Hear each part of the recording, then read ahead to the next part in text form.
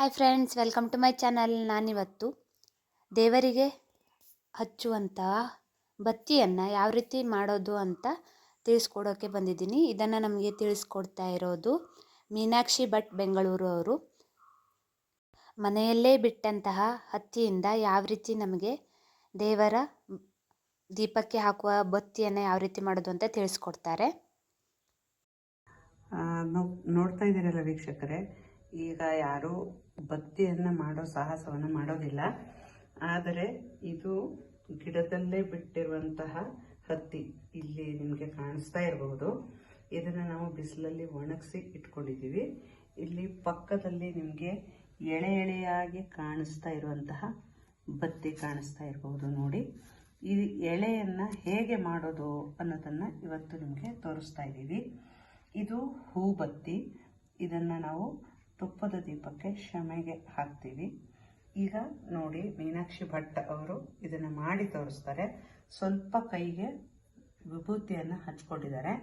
ನಂತರದಲ್ಲಿ ಸ್ವಲ್ಪನೇ ಕೈಯಲ್ಲಿ ಹಿಡ್ಕೊಂಡು ಈ ಥರ ಇದನ್ನು ಎಳಿತಾ ಹೋಗ್ತಾರೆ. ಕಾಣಿಸ್ತಾ ಇದೆಯಲ್ಲ ನಿಮಗೆ? ಇದನ್ನು ಸ್ವಲ್ಪ ಸ್ವಲ್ಪ ಸ್ವಲ್ಪ ಸ್ವಲ್ಪ ಎಳಿತಾ ಹೋದ ಹಾಗೆ ಇದು ಹತ್ತಿ ಬಿಟ್ಕೊಳ್ತಾ ಹೋಗುತ್ತೆ. ಕಾಣಿಸ್ತಾ ಇರ್ಬೋದು.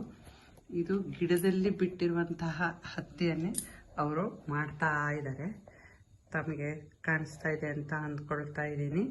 ಈ ಥರ ಇದನ್ನು ಎಳಿತಾ ಹೋದ ಹಾಗೆ ಹತ್ತಿ ಬರ್ತಾ ಹೋಗುತ್ತೆ. ಇದು ತೆಳ್ಳಗಿರುತ್ತೆ, ದಾರದ ಥರ ಇರುತ್ತೆ. ಇದನ್ನು ಒಂದು ಬತ್ತಿ ಹಾಕಿದ್ರೆ ಸಾಕಾಗುತ್ತೆ.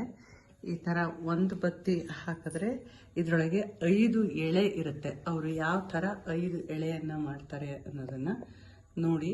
ಈಗ ಅದು ನಮಗೆ ಅಂದಾಜು, ನಾವು ಈಗ ಅವರು ಅಳತೆ ಮಾಡಿದಾಗ ನಿಮಗೆ ಗೊತ್ತಾಗುತ್ತೆ ಎಷ್ಟು ಉದ್ದ ಬರಬೇಕು, ಯಾವ ಥರ ಬರಬೇಕು ಅಂತ. ಒಂದು ಅಂದಾಜಿಗೆ ಅವರು ಅದನ್ನು ಕಟ್ ಮಾಡ್ಕೊಳ್ತಾರೆ. ಈಗ ಇದನ್ನು ಅವರು ತಿರುವಬೇಕು. ಚೆನ್ನಾಗಿ ತಿರುವಿದಾಗ ಅದು ಇನ್ನೂ ತೆಳ್ಳಗಾಗತ್ತೆ.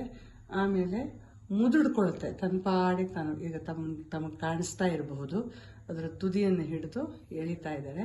ಇದನ್ನು ಚೆನ್ನಾಗಿ ತಿರುವಿದ್ರೆ ಮಾತ್ರ ಆ ಎಳೆ ಬತ್ತಿ 5 ಎಳೆಗಳು ಸರಿಯಾಗಿ ತಿರುವಿಕೊಳ್ಳುತ್ತೆ. ನಂತರದಲ್ಲಿ ನೋಡಿ, ಈಗ 1 ಸುತ್ತಾಯಿತು, ಇದು 2 ಸುತ್ತಾಯಿತು, 3 ಸುತ್ತಾಯಿತು, 4 ಸುತ್ತು. 3 ಮಾಡಬಾರ್ದು, 4 ಅಥವಾ 5 ಮಾಡಬಹುದು. ಈಗ ಅವರು ಇದನ್ನು 4 ಸುತ್ತಾಗಿ ಮಾಡಿದ್ದಾರೆ. ಇದನ್ನು ಚೆನ್ನಾಗಿ ತಿರುವಿರೋದ್ರಿಂದ ಇದು ನೋಡಿ ಈ ಥರ ತಿರುವಿಕೊಳ್ಳುತ್ತೆ. ಬಿಟ್ಟಾಗ ಈ ಥರ ತಿರುವಿಕೊಳ್ಳುತ್ತೆ. ಇದನ್ನು ಈ ಥರದಲ್ಲಿ ಕಂತೆಯಾಗಿ ಮಾಡಿ ಇಡಬೇಕು. ಇದನ್ನು ಒಂದು ಬತ್ತಿ ಹಾಕಿದ್ರೆ ಸಾಕಾಗತ್ತೆ. ನೋಡ್ತಾ ಇದ್ರಲ್ಲ ವೀಕ್ಷಕರೇ, ಇನ್ನೊಮ್ಮೆ ನಿಮಗೆ ಇದನ್ನು ಮಾಡಿ ತೋರಿಸ್ತಾರೆ. ಈ ಹೂ ಬತ್ತಿನ ನೋಡಿ, ಈ ಥರ ಸ್ವಲ್ಪನೇ ತಗೋಬೇಕು, ವಿಭೂತಿನ ಹಚ್ಕೋಬೇಕು, ಸ್ವಲ್ಪ ತಿರುವ್ಕೋಬೇಕು ಫಸ್ಟು, ಆಮೇಲೆ ಎಳಿತಾ ಹೋಗಬೇಕು. ಈ ಥರ ಎಳಿತಾ ಎಳಿತಾ ಎಳಿತಾ ಹೋದ ಹಾಗೆ ಬತ್ತಿ ಹತ್ತಿ ದಾರದ ಥರ ಬರ್ತಾ ಹೋಗುತ್ತೆ. ತೆಳ್ಳಗಿನ ನಾವು ಬಟ್ಟೆ ಹೊಲಿತೀವಲ್ಲ, ಅಷ್ಟು ತೆಳ್ಳಗಿನ ದಾರವಾಗಿ ಬರ್ತಾ ಹೋಗುತ್ತೆ.